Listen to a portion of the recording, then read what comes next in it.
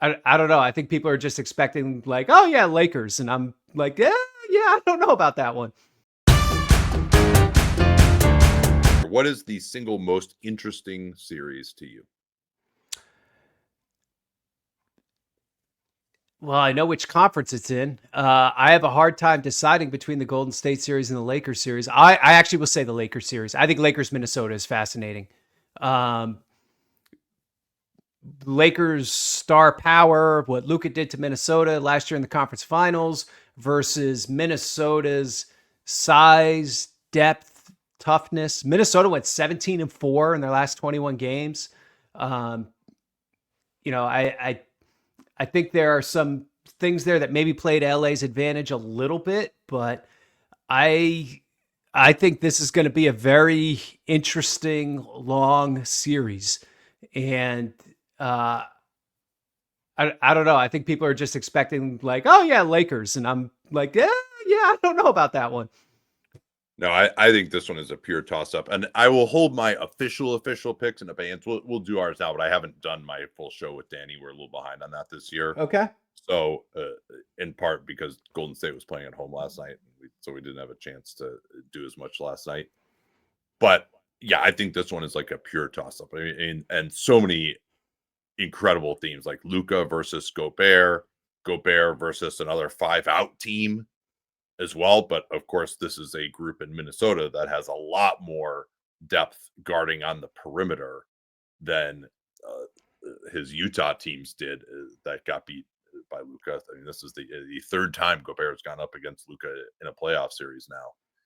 And And then yeah, you say a 5-out Laker team, but that requires Dorian Finney-Smith to play 5. So then, yeah, or Hachimura or LeBron or whoever you want to yeah, say. Yeah, and the Lakers, it's fascinating because they're not going to play Jackson Hayes that much. Probably, I would think. I think they might even struggle to score when he's on the floor, and I don't think he gives them that much defense. I mean, they need to get some minutes out of him to be sure, but I think you know the big thing that's interesting to me is Minnesota's offense going against the Lakers defense because they don't have great rim protection, but JJ Redick's approach has been really packing the paint, making catches difficult, double teaming, and then they do have good size up and down their group, even though they're not necessarily they don't have that one awesome rim protector. And so, like, who's going to guard Anthony Edwards? I guess that'll probably be Dorian Finney-Smith. And then the Wolves don't have a ton of spacing. They could, in theory, beat them up on the boards too. But I think that end of the floor is probably going to determine things to me of just like, yeah, can Minnesota score? Because this isn't on paper a great Lakers team, but the Wolves aren't a great offense necessarily either. They don't have great spacing, and the Lakers have kind of punched above their weight just by executing and taking away opponents' strengths. yeah. And then you wonder how much of that translates into a playoff series too, when it does tend to descend more into one-on-one battles, and the Lakers have a lot of shitty one-on-one defenders. Yeah, that's true. I mean, that they have do have a couple of pigeons for Anthony Edwards to go after, and we saw Anthony Edwards really hurt the Denver Nuggets in that respect a year ago, and Hmm. and so like they had Murray, they had Porter Jr. Like in the end, the Nuggets just weren't willing to live with that matchup. They double teamed, and that really compromised their defense. Is that going to be what the Lakers are going to have to do as well? Like, what are they going to do when Edwards is guarded by Luka? Because they don't have Derek Lively and Daniel Gafford behind Luka Doncic, or behind Luka Doncic this Yeah. year. Like, they don't have that guy who's going to bother Edwards at the basket if he can get there.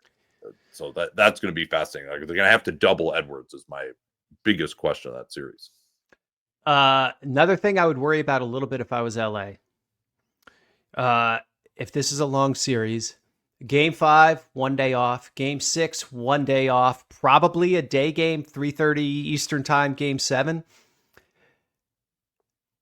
With Yeah, with Minnesota having the advantage in depth, physicality, size, like are the Lakers just going to be? Are they going to be like the Nuggets last year, where they're just toast by Game 7?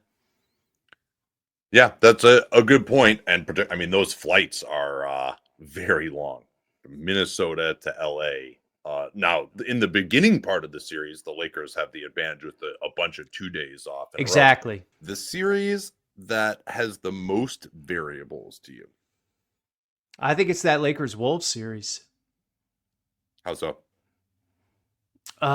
Just the questions of whether Minnesota can kind of wear them down and pound them. The questions about how Minnesota deals with Luka and what happens differently than a year ago. The questions with Redick in his first series. We haven't talked a lot about LeBron, who was it was really good in the second half of the season, but I think has ceded some control obviously to Luka, and then weirdly the Lakers on off numbers with LeBron this year are still like pretty bad, and even post trade the LeBron Luka lineups haven't been anything. So that's been interesting. But there are some probably nerdy explanations for that, but it's been an interesting thing to watch. And then Minnesota, because they have 8 guys and they have a lot of flexibility to go in and out with different groupings that are roughly similar in just the quality of the player. And so it's just about what matchup are you going for. I think there's a lot to unpack there too. LeBron is fascinating because, and I think he's actually now in the offensive role that he needs to be in because they just desperately need him defensively. Like he's going to have to guard Julius Randle, or he's going to have to guard Gobert and be their primary help defender. He's going to have to be great on the defensive glass. And then maybe he ends up kind of being their closer a little bit. Although Minnesota has options to guard him. Is that going to be Julius Randle or Naz Reid? Like, are they going to get matched on LeBron? Because if not, then Minnesota likes to go with McDaniels on Edwards, on Luka, and then so is Edwards going to guard LeBron? Like that's going to be kind of bad. Like I do think LeBron will have moments with some matchups that he can take advantage of.